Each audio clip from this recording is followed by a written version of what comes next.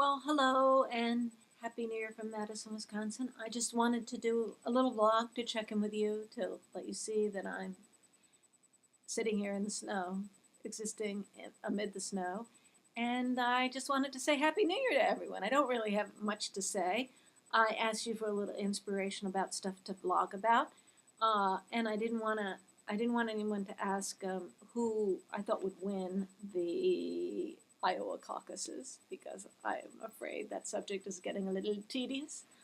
Anyway. I was out driving around in my car, listening to the satellite radio, and listening to an XM channel called POTUS, where they follow the election results all the time, and they're all, 32 hours until the Iowa caucuses, 26 hours until the so it was Iowa caucuses, Iowa caucuses.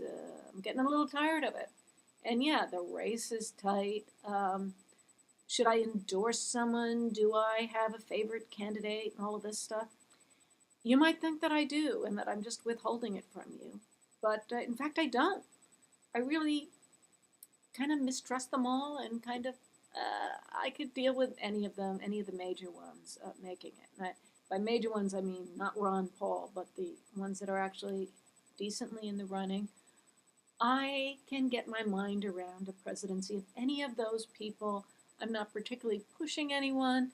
And really, you can count on me as a blogger, as someone who's just going to observe everything and point out the things as I see fit. You might think I'm for somebody. You might think I'm against somebody, but I'm not. I really don't have a position. And if you talk to people who know me, you'll know I'm not lying. I'm not. I'm really into watching and writing and seeing what happens. And you choose. It's like when I go to the grocery store and they say paper or plastic. I say you choose. You decide. What do you think is better? I don't know. That's the way I feel about the presidential election. You decide. I'll point some things out when I see them, but I don't. I'm not pushing anything, and I like being in that position.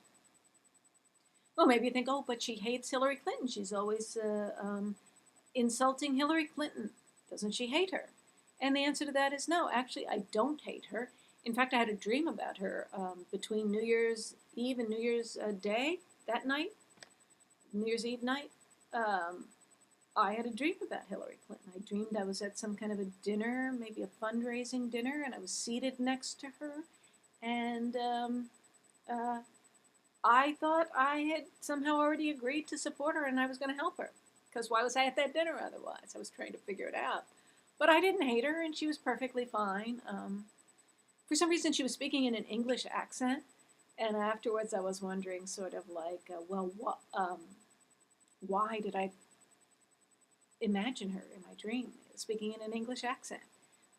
Is it sort of like how when she goes to the South, she speaks in a Southern accent to impress people?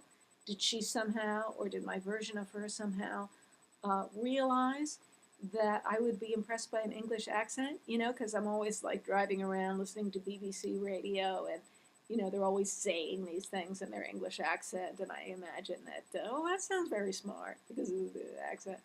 Or was it just that I was listening to an audiobook about Princess Diana to get to sleep, and it's read by some woman with an English accent? So, you know, was all of this, I always think when I'm asleep, am I still really listening to this? Is this all just getting into my brain and becoming part of my dreams? Because I just keep putting on the same audiobook that plays, I fall asleep in a couple of minutes and then the thing just plays. So then I have just Princess Diana in my head for months because I never actually hear the whole book. Meanwhile, I'm having dreams of people and they're all speaking in English accents, and I'm thinking, they're very, very smart. You sound like someone on the BBC. Where am I leading with this? I just wanted to say that you can see from the purity of this dream that I had about Hillary Clinton that I don't hate her. It's quite likely I'll vote for her. I'm open-minded about it. I'm watching and commenting, and I hope you'll believe that. Because probably some of you won't, but it actually is true. And I was going to connect, but I asked you to ask me some questions because I didn't want to just talk about the primary. And you asked me some good questions, and I'm not going to answer a whole lot of them. I was going to answer the one that said, uh, think about, wait, where was this one? Um, think of, Trey said this, think of the worst thing you could say about Hillary, then don't say it. And I don't know if that's connected to Mike Huckabee the other day having this, calling this press conference to say that he wasn't going to show his hostile ad about Mitt Romney, but then he showed it anyway. Or maybe you just want to see the look on my face as I think something terrible about Hillary Clinton, but don't say it. Actually, I don't really have anything that terrible to say, and if I did, I would have already said it. On the first day of the year, yesterday, I started writing this post, and then I thought better of it because I thought it was kind of, nasty or not really the best way to start out the year. So I ended up starting out the year writing a post saying, I've decided, and I wasn't going to talk in this blog about New Year's resolutions, but I made it seem as if, I kind of did have a resolution, which is that I'm going to be good. I'm going to be good this year, and the first thing that I'm going to do is I'm not going to post that bad thing that I wrote. And then a lot of people were just, oh, but we like you bad. We want to hear the bad things you have to say.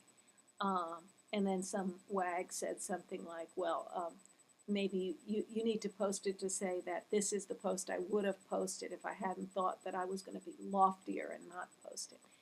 Be like Mike Huckabee. And then I would have to put the post up to show you that I really did have a post and I wasn't just making it up. I really did have a post, I read something. I misunderstood it, and I misunderstood it in a way that I thought was really funny and dirty. And I thought it would be fun to, make fun of myself misunderstanding something and revealing where my mind goes when I see something I don't understand. But I didn't do it, and I'm not gonna do the thing that Mike Huckabee did, which is to feel that I need to prove to you that I really had it. But I really did have it. And a lot of people also in that first post where I said I was going to be good said, no, we don't want you good. We want you to be bad. You're better when you're bad.